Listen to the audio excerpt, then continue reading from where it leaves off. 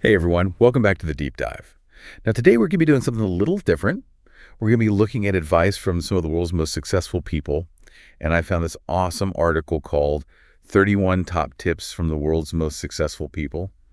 And Wow. yeah, so I think That's a lot of tips. it is a lot of tips. And I was thinking to make this a little easier to digest, we can break them down by theme. Yeah, that sounds like a good plan. I mean, it's really interesting, right? Like success isn't one size fits all, but there are these kind of like recurring patterns when Yeah. you look at the advice from all these wildly different people. Totally.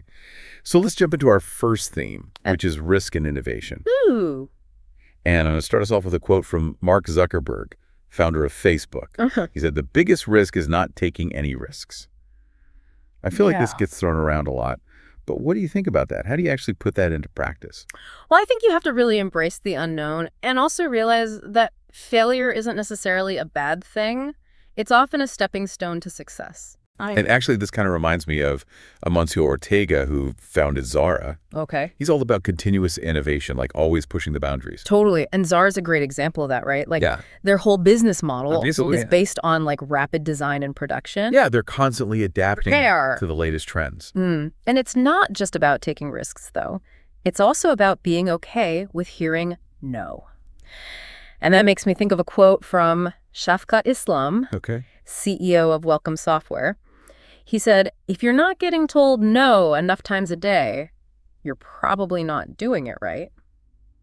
What do you think about that?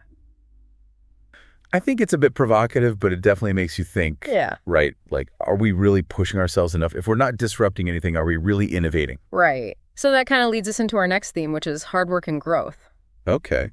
And I have to bring up Mark Cuban here. Of course. He's known for saying what's on his mind. He is. And he says, there are no shortcuts to success. You've got to outwork, outthink, and outsell your expectations. Do you think that's still true today when it seems like everyone's looking for that quick win? It's interesting because, yeah, while everyone's looking for the easy path, the people who achieve lasting success are the ones who put in the work. Right? But it's not just about working long hours. It's about working smart, being strategic. It's It's- always looking for ways to improve. And that reminds me of Sheryl Sandberg. Yeah. She's the COO of Facebook. And she really emphasizes that growth is the most important metric. Totally. Right. And that applies not just to businesses, but to personal growth as well. This actually reminds me of a time when I was so scared to take on this new project at work. I felt completely out of my depth. But you know what? I pushed through that discomfort. Yeah. And the growth I experienced, both professionally and personally, was incredible. That's awesome. It was like unlocking a whole new level of confidence. I love that. So it really is about pushing past those self-imposed limits, right? Totally. And that actually leads us perfectly into our next theme, which is Okay, let's hear it. passion and purpose. All right. And we've got Brian Chesky, co-founder of Airbnb, with this gem: build something that 100 people love, not something that 1 million people sort of like. So in a world where we're always trying to reach the biggest audience possible, how do you balance that with this idea of focusing on a smaller, more passionate group? That's a good question. I think Chesky is highlighting the power of connecting deeply with your audience, finding those people who truly resonate with your vision. Right. It's about making something meaningful that adds value to people's lives.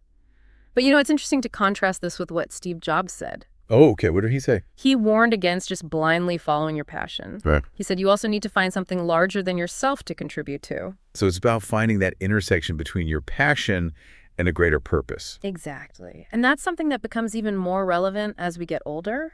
We start to think about our legacy, what we want to leave behind. Right. And this is where Maynard Webb comes in. He was the former chairman of Yahoo. Okay. And he urges people, especially those in their 50s, to really search for their intended purpose. I like that. Yeah. And that can really resonate with anyone who's feeling a bit lost or unsure about their direction in life. Absolutely. So it's like a constant evolution, right? As we grow and change, our priorities shift, and we have to reevaluate what truly matters to us. Totally. And of course, no journey to success is without its challenges. Oh, yeah. So our next theme is dealing with challenges. Okay. And we have some really powerful advice from J.K. Rowling. Wait, the J.K. Rowling. To one and only. Wow. She's all about embracing failure as a learning experience. I mean, think about it. Yeah. She got rejected so many times before Harry Potter was finally published. I didn't realize it was that many. So many. Wow. But her resilience, her ability to bounce back from those setbacks, is what ultimately led to her success. That's amazing. Makes you wonder how many times we give up on something too soon just because we're afraid to fail. Right.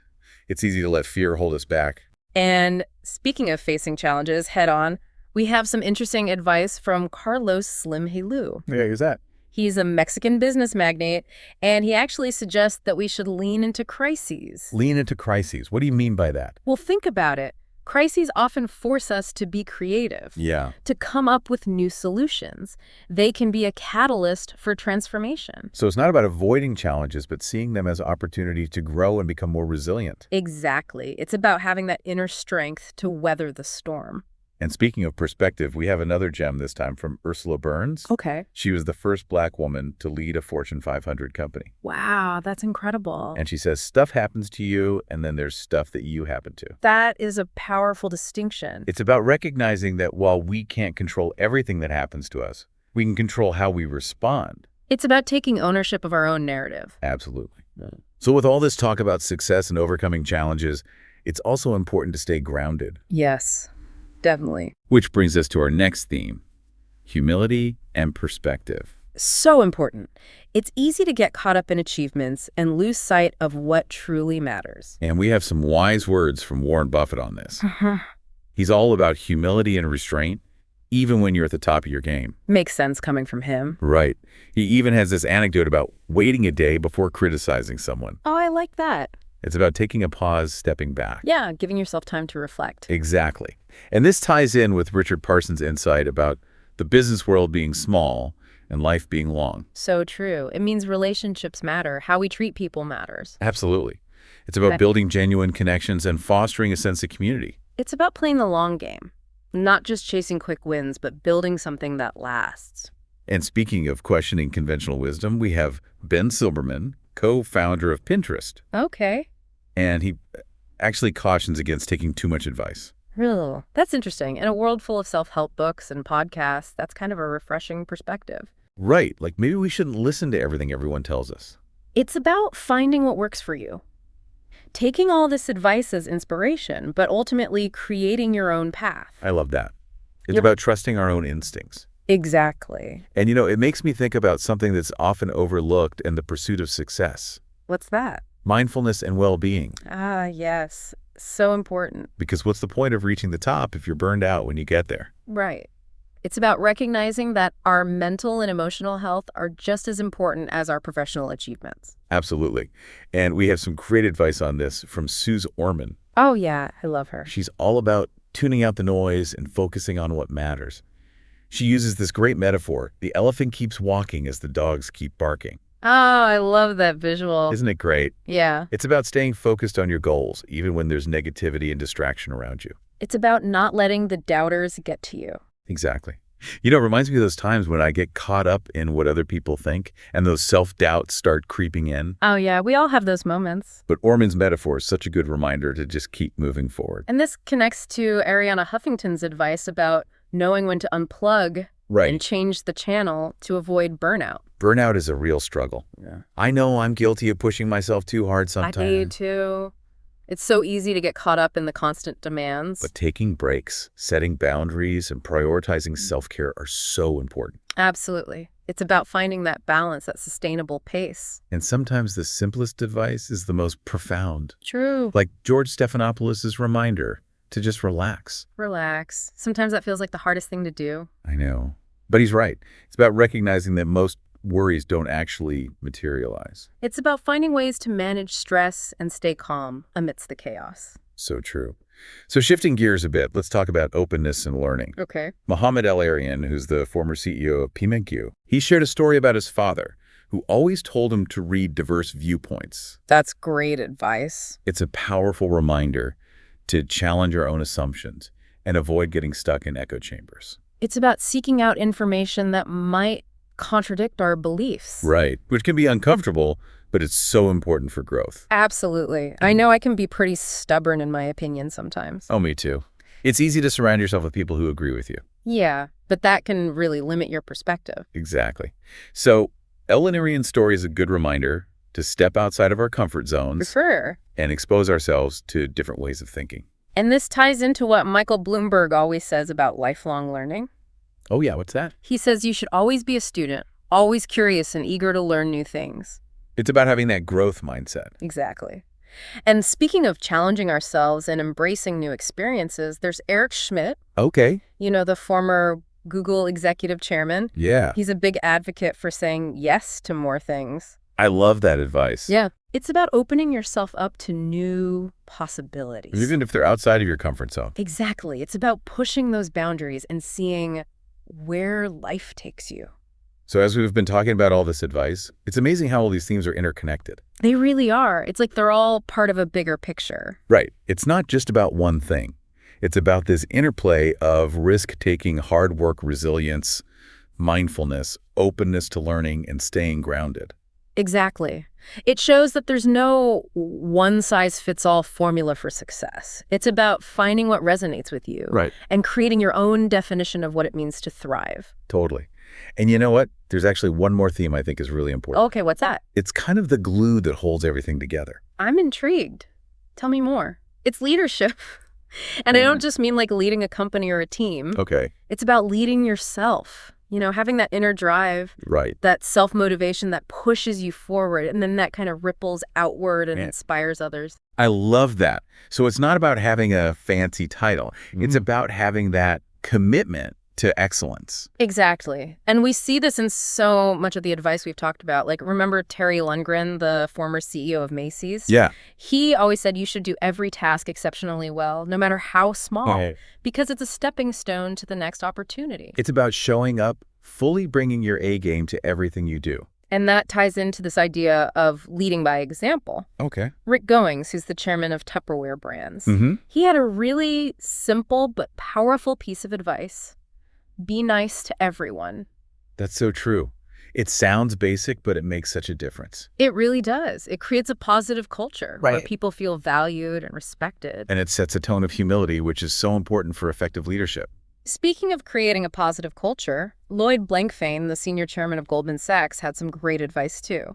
Oh, what's that? He said you should always solicit opinions from your team before offering your own. I love that. It's about creating space for others to share their ideas. Yeah, and recognizing that the best solutions often come from diverse perspectives. It's not about having all the answers. Mhm. It's about being open to different viewpoints. It reminds me of when I was starting out in my career. Yeah. I thought I had to have all the answers all the time. Oh, I know that feeling. But I quickly learned that being open to feedback actually made me a much better leader. That's so true. Yeah. It's about recognizing that leadership isn't about being perfect. It's about being open to learning and growing. Exactly. And sometimes it's about just listening. Really listening to what others have to say. Like Maureen Chiquet, the global CEO of Chanel. She had a mentor who told her she needed to learn to listen more effectively. I think that's a lesson we could all benefit from. Totally. Listening is such an important skill. It really is. But it's so underrated. It's crucial for building trust, understanding different perspectives, and making good decisions. It's about being present and engaged in the conversation. Now, while it's important to be open to feedback, it's also important to trust your own instincts. Right. Think about Tory Burch, the fashion entrepreneur. Yeah. She always says you should follow your gut even when others might doubt you. It's about having that inner compass that guides you towards what feels right. Exactly. And that takes courage. It does. And a willingness to step outside your comfort zone. Remember what Shafqat Islam said about not being afraid to hear no? Yeah. It's often in those moments of rejection that we're really pushing the boundaries. Like those no's are actually pointing us in the right direction. And this brings us back to passion and purpose. Effective leadership often comes from that deep passion for what you do. And Steve Jobs' advice about finding something larger than yourself to contribute to really resonates here. It's about aligning your work with a greater purpose, something that makes a positive impact on the world. So it's about finding that intersection between your passion and a meaningful mission. And I think that's the key to not just success, but a fulfilling life. I love that. Oh, and you know what? We can't forget about Jeff Weiner's story. Oh, yeah. What was it again? He said his father told him every single day that he could achieve anything he set his mind to. Oh, that's amazing. It just shows the power of belief. It really does. It's about believing in yourself and encouraging others to do the same. So we've really come full circle. We've talked about the strategies for success, but also the mindset and the leadership qualities that are so important. And it's clear that success isn't a destination, it's a journey. Yeah. An ongoing process of growth and evolution. And it's a journey that's unique to each individual. Absolutely. Shaped by our own experiences and choices. So out of all the advice we've discussed today, what really resonated with you? And how can you apply it to your own life? Those are great questions to think about. They are. We hope you've gained some valuable insights from this deep dive into success leadership and the power of human potential. Thanks for joining us.